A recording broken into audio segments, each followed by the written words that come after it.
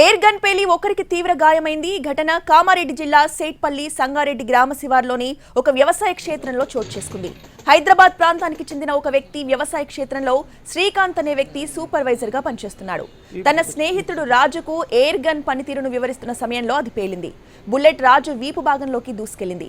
దీంతో రాజు వీపు భాగంలో తీవ్ర గాయమైంది. వెంటనే గమనించిన శ్రీకాంత్ చికిత్స నిమిత్తం నాగిరెడ్డిపేటలోని ఒక ప్రైవేట్ హాస్పిటల్ కు తీసుకెళ్లాడు. పరిస్థితి విషమించగా స్థానికుల సహాయంతో హైదరాబాద్లోని ఒక ప్రైవేట్ ఆసుపత్రికి తరలించారు.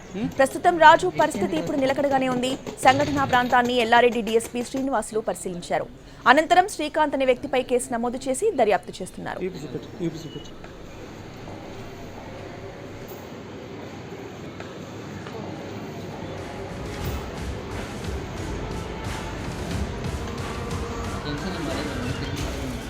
సడన్గా